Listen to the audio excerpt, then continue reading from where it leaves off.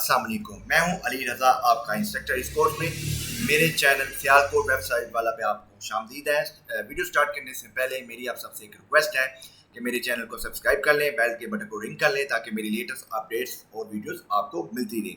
लीजिए, आज हमने अपना CSS का स्टार्ट करना है लेक्चर। ठीक है, हमने पहले HTML के सारे टैग्स देखे कि P टैग का क्या यूज़ है, H टैग का क्या यूज़ है, डिफ टैग किस लिए इस्तेमाल होता है, टेबल टैग, रो वगैरह, कॉलम, ये हमने सब देख लिया है। अब मैंने आपको पहले बताया था कि HTML सिंपल जो सा आपका जो टैग्स होंगे ना, वो सिंपल ब्राउज़र पे शो करा देंगे। उसकी कोई हमें सिमेट्री नज़र नहीं आएगी, कोई उसके अंदर हमें खूबसूरती डिज़ाइनिंग का नहीं नज़र आएगा। उसके लिए हमें CSS पे काम करना पड़ेगा। CSS क्या होता है जी? CSS केस के स्टाइल शीट्स कहलाती हैं, जो कि HTML एलिमेंट्स को बताती हैं कि आपने स्क्रीन पे कैसे डिस्प्ले होना है, यानी कि क्या आपका कलर होना चाहिए, क्या साइज होना चाहिए, क्या अलाइनमेंट होनी चाहिए। ठीक है, ये प्रॉपर एक वर्क शो करता है एक वेबसाइट को एक प्रॉपर शेप में लाने के लिए। जो हम यूज़ करते हैं उसको हम CSS के अंदर कोडिंग करेंगे।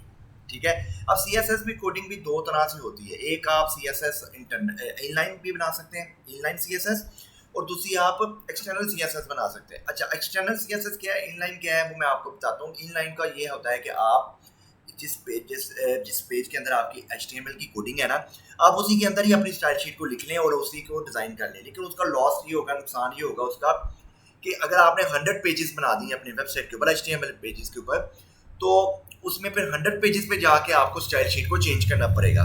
लेकिन अगर आप एक एक्सटर्नल स्टाइल शीट बनाते हैं, एक्सटर्नल स्टाइल शीट क्या होता है कि एक अलग से एक फाइल क्रिएट करते हैं, उसके अंदर वो पूरा 100 पेजेस का जो भी डिज़ाइनिंग का HTML के कोर्स है, उसके डिज़ाइनिंग के जो भी एलिमेंट्स आपने उसमें यूज़ किए हैं, वो सारा उसका डिज़ाइन का कोड CSS में कर देते हैं। अब होगा क्या, अगर आप सिर्फ एक CSS की फाइल को चेंज करेंगे तो आपकी 100 की 100 जो से पेजेस है वो ऑटोमेटिकली चेंज हो जाएंगी। तो लीजिए, आज हम शुरू करते हैं। CSS का सेंटेक्स के बारे में भी बताऊंगा और ये आपको बताऊंगा कि ये इसको कैसे इसका सेंटेक्स लिखा जाता है। बेसिकली इसका सेंटेक्स जो होता है ना, वो दो चीज़ों पे चलता है। एक होते हैं सिलेक्टर और एक होता है डिक्लेरेशन ब्लॉक। अब मैं आपको बताता हूँ कि सिलेक्टर क्या होता है, डिक्लेरेशन ब्लॉक कहता है। पहले हम देख लेते हैं कि इनलाइन स्टाइल शीट और एक्सटर्नल स्टाइल शीट में फ़र्क क्या है।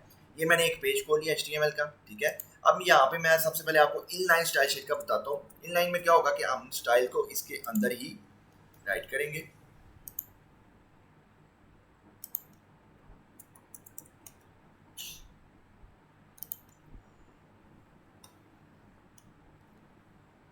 इसके अंदर ही जनाब हम एक ले लेते हैं, एक स्टाइल शीट ले लेते हैं। ठीक है, इसके अंदर मैं इसको देता हूँ कलर रेड। ठीक है, उसके बाद मैं एक टैग ले लेता हूँ P, this is a paragraph, PRAGH। अच्छा जी, अब ये जो मैंने कोड लिखा है ये इनलाइन CSS कहलाता है। क्यों? क्योंकि इसके अंदर मैंने एक HTML का कोड जिधर लगा हुआ है उधर ही मैंने स्टाइल शीट का कोड लिख दिया है। ठीक है, अब हमारे ब्राउजर के ऊपर देखें, ये हमारे ब्राउजर के ऊपर इसका आ रहा है। अब मैं इसका अगर फॉर एग्जांपल इनलाइन स्टाइल को हटाता हूँ, ठीक है, इसको Ctrl+S करता हूँ, तो ये देखिएगा ये ब्लैक कलर, ये डिफ़ॉल्ट वैल्यू पे चला जाएगा। तो अगर मैंने इसका कलर चेंज करना है इनलाइन के लिए, तो मैंने इनलाइन का कोड इसके अंदर लिख दिया है। ठीक है, अब इसमें देखें, आपको समझने की बात ये है कि जो सा हमारा CSS है ना, वो दो चीज़ों पर काम करेगा। एक होगा सिलेक्टर, एक होगा डिक्लेरेशन ब्लॉक। सिलेक्टर क्या है? सिलेक्टर ये कहलाएगा जो टैग लगा होगा हमारा एलिमेंट का। हम जिस भी HTML एलिमेंट के ऊपर की डिज़ाइनिंग कर रहे हैं या उसका कोड, उसका कलर चेंज करने लगे हैं या उसके ऊपर जो भी CSS अप्लाई करने लगे हैं, वो कहलाता है सिलेक्टर। ठीक है, उस सिलेक्टर के बाद एक होता है डिक्लेरेशन ब्लॉक। ठीक है, ये आपका डिक्लेरेशन ब्लॉक कहलाएगा, जो दो दरमियानी ब्रैकेट से स्टार्ट होगा। उसके अंदर आप अपना प्रॉपर्टीज लिखेंगे, कलर की प्रॉपर्टीज दे लिखेंगे, साइज की प्रॉपर्टी ले देंगे और उसके साथ एक कॉलम डाल के इसकी वैल्यू शो कर देंगे। तो इस तरह से आपका डिफरेंट किस्म का CSS के कोड चलता जाएगा। वो हम आपको पढ़ते जाएंगे कि आगे कि कौन कौन सी प्रॉपर्टी किस किस काम के लिए, मकसद के लिए यूज़ होती है HTML के पेज को डिज़ाइन करने के लिए, उसको खूबसूरत बनाने के लिए। तो आप बेसिकली ये हो गया इनलाइन। अब मैं आपको एक एक्सटर्नल स्टाइल शीट की एग्जांपल देता हूँ कि वो कैसे होगा। मैं आपको रिकमेंड करूँगा कि आपने जो काम करना है वो एक्सटर्नल स्टाइल शीट बना के ही करना है, वही प्रोफेशनल तरीकाकार होता है। अब मैं इसको रिमूव करता हूँ, स्टाइल शीट को Ctrl+S करता हूँ। ठीक है जी, अब इसके लिए मैं एक फोल्डर बना लेता हूँ, ठीक है। इसमें जाके CSS का एक फोल्डर बना लेता हूँ। अच्छा, अब CSS का फोल्डर बन गया। अब इसके मैं एक नई फाइल क्रिएट करता हूँ, न्यू। इसको मैं कंट्रोल एस करता हूँ और मैं इसको लिखूंगा CSS.css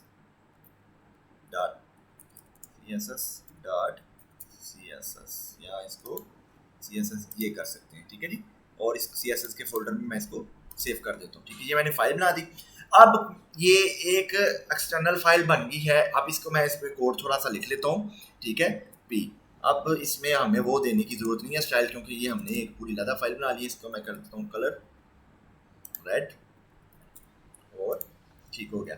अब ये देखें, अब मसला ये है कि अब मैं इसको रिफ्रेश करूंगा लेकिन ये इसके ऊपर कोई काम नहीं हो रहा। क्यों नहीं हो रहा है? क्योंकि हमने अब इसमें अपना जो HTML का पेज है और जो CSS की फाइल क्रिएट करी है, इसको आपस में लिंक करना पड़ेगा। जब हम इसको लिंक करेंगे, इसका पाथ देंगे HTML फाइल में, तो फिर वो जो भी CSS का कोड होगा वो HTML के कोड पे अप्लाई होता जाएगा।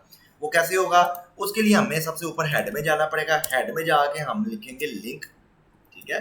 लिंक को क्लिक करेंगे तो साथ ही हमारा एक स्टाइल शीट का कोड आ जाएगा। अभी हमें पाथ पूछ रहा है, हमारा पाथ कौन सा है? CSS में फोल्डर में, और फाइल का नाम क्या है? CSS.css, ठीक है। अब मैं इसको कंट्रोल एस करूंगा। अब आप देखिएगा, मैं इसको रिफ्रेश करता हूं। अब देखिएगा ये अप्लाई हो गया। इसका मतलब क्या हो गया कि हमारी CSS की जो फाइल है वो हमारे HTML के फाइल के साथ लिंक हो गई है। तो ये इस तरह से आप डिफरेंट किस्म के HTML के पेजेस बनाते जाएंगे और वो आपकी ये एक ही फाइल CSS की जो फाइल होगी उसको लिंक कराते जाएंगे, यानी कि उसका पाथ दे देंगे हेडर के अंदर। तो वो क्या करेगी कि वो जो CSS की फाइल है, जो भी CSS का कोड होगा, वो इसकी HTML की फाइल पे ऑटोमेटिकली अपडेट होता जाएगा। अच्छा, अब देखिए, मैंने इस CSS के अंदर एक पीक पैराग्राफ HTML टैग के ऊपर एक प्रॉपर्टी लगाई है कलर की। वो कैसे लगाई है? दो तरीके हैं, दो इसके तरीकाकार है। एक तो ये कि पी सिलेक्टर हो गया और दूसरा इसका डेकोरेशन ब्लॉक। अब ये सिलेक्टर है पी। अब इसके अंदर अगर मैं कोई और एक और सिलेक्टर लिखता हूँ H, ठीक है, H1 ले लेता हूँ और मैं इसके अंदर डेकोरेशन बॉक्स करता हूँ, दो ब्रैकेट को कहेंगे डेकोरेशन बॉक्स, और इसमें मैं कलर की प्रॉपर्टी लगाता हूँ और इसको भी कलर रेड कर देता हूँ, कंट्रोल एस। और यहाँ पे जाके मैं लिखूंगा H1, this is a heading, this is a heading, ठीक है। और मैं H1 को क्लोज कर दूंगा, कंट्रोल एस करूंगा। अब देखिएगा मेरे पास, ये देखें, ये हेडिंग का कलर मेरे पास रेड आ गया। ये जनाब इसकी कलर की प्रॉपर्टी थी। अगर हम फॉर एग्जांपल हम इन दोनों टैग्स के ऊपर साइज की प्रॉपर्टी लगाना चाहते हैं तो हम इस पे लिख देंगे साइज। जो भी हम साइज का देना चाहते हैं, मैं फॉर एग्जांपल कहता हूँ कि इसका साइज कर दें 16 पिक्सल, कंट्रोल एस कर दें और ये देखें इसका साइज 16 पिक्सल। थोड़ा साइज, हाँ जी, फॉन्ट साइज करना पड़ेगा हमें, ठीक है, फॉन्ट डैश साइज। तो हम इसको रिफ्रेश करेंगे। अच्छा जी, ठीक हो गया। अच्छा, अब फॉर एग्जांपल मैं अगर इस पी टैग के पीछे बैकग्राउंड कलर चेंज करना चाहता हूँ,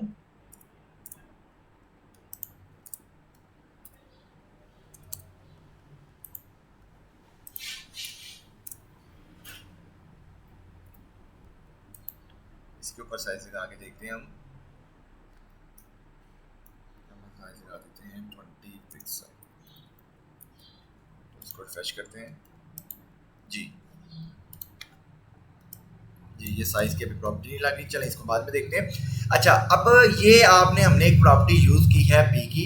पी एक हमने सिलेक्टर लिया है और इसके अंदर कलर की प्रॉपर्टी यूज की है, ठीक है।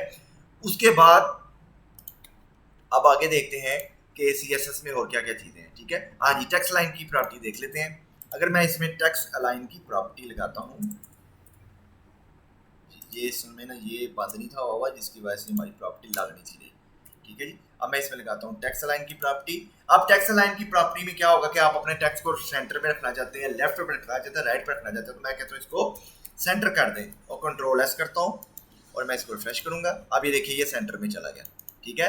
तो इस तरह से आप CSS की डिफरेंट किस्म की प्रॉपर्टीज लगाते जाएंगे, वो उसके आपका काम उस पर चेंज होता जाएगा। अच्छा, अब आगे देखते हैं, ठीक है। ये मैंने आपको बता दिया कि CSS सेलेक्टर्स क्या होते हैं, ठीक हो गया। अच्छा जी, अब उसके बाद आ जाता है जी, ये आपको बताता हूँ CS। अच्छा, अब देखें दो तरह की क्लासेस पे भी होता है CSS सेलेक्टर जो उनसे है ना।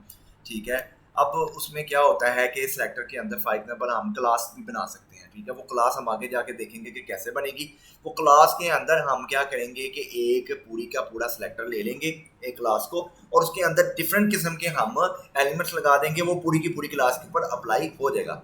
अच्छा, अब अगली प्रॉपर्टी हम देखते हैं CSS की, वो है CSS बैकग्राउंड्स। अच्छा, अब CSS बैकग्राउंड्स में हमने क्या क्या पढ़ना है, इसमें हम CSS बैकग्राउंड कलर देखेंगे कि किस तरह से आप अपने वेब पेज का कलर चेंज कर सकते हैं। अगर आपने बैकग्राउंड इमेज लगाना हो तो आप किस तरह कर सकते हैं, बैकग्राउंड को रिपीट करना हो, बैकग्राउंड अटैचमेंट, ये सारी प्रॉपर्टीज हैं जो वन बाई वन पढ़ेंगे। अभी हम देखते हैं बैकग्राउंड कलर को, ठीक है। अब देखिए, अभी मेरे पास एक पेज है जिसका बैकग्राउंड कलर है वाइट। अब मैं अगर इसका बैकग्राउंड कलर ब्लैक करना चाहता हूँ तो उसके लिए मैं कौन सी प्रॉपर्टी यूज करूंगा। अब सबसे पहले तो मुझे इधर एक ये बॉडी लगी हुई है, ठीक है। इधर मैं जनाब एक बॉडी के ऊपर एक प्रॉपर्टी लगा दूंगा, बॉडी, ठीक है। ये मैंने सिलेक्टर ले लिया, और ये मैंने सिलेक्टर लेने के बाद मैंने एक प्रॉपर्टी ले ली बैकग्राउंड कलर की, और बैकग्राउंड कलर मैंने कर दिया रेड, ठीक है। या मैं इसको कोड दे लेता हूँ 1 2 3 ब्लैक, ये ब्लैक का कोड है, ठीक है। बैकग्राउंड हो गया। देखिए जी, आज हमने CSS पे काम करना स्टार्ट किया है। HTML टैग के बारे में हमने पढ़ा था, हमने देखे इसमें 3 HTML के टैग लगाए हैं, एक बॉडी का, एक हमने P टैग लगाया है, और एक हमने लगाया है H टैग। ये देखिए, ये बॉडी का टैग लगा है, यहाँ से मैं आपको बताता हूँ, ये बॉडी का टैग लगा है, ये P का टैग और H का टैग, 3 टैग हमने लगाए थे, और 3 टैग के ऊपर हमने CSS को अप्लाई किया है। कौन कौन सी प्रॉपर्टी लगाई है, एक हमने बैकग्राउंड कलर की प्रॉपर्टी लगाई है, एक हमने कलर की प्रॉपर्टी, टेक्स्ट अलाइन की प्रॉपर्टी, और एक ये कलर की प्रॉपर्टी, ठीक है। तो देखिए, बड़ा इजी है कैसे आप CSS काम करती है कि एक आपकी हो जाएगी जनाब सिलेक्टर, जो भी एलिमेंट होगा जिसके ऊपर आपने काम करना है, जिसकी आपने कोई डिजाइनिंग चेंज करनी है, उसको हम सिलेक्टर बोलेंगे, और ये दो दरमियानी ब्रैकेट को हम डेकोरेशन बॉक्स को बोलेंगे, और डेकोरेशन बॉक्स के बीच में हम प्रॉपर्टीज लिखते जाएंगे, उसकी वैल्यू देते जाएंगे, और वो उसके हमारे HTML टैग्स के ऊपर अप्लाई होता जाएगा। तो इस तरह से हम आगे भी पढ़ते जाएंगे, हर HTML टैग लिखते जाएंगे, उसके CSS की प्रॉपर्टी को अप्लाई करते जाएंगे।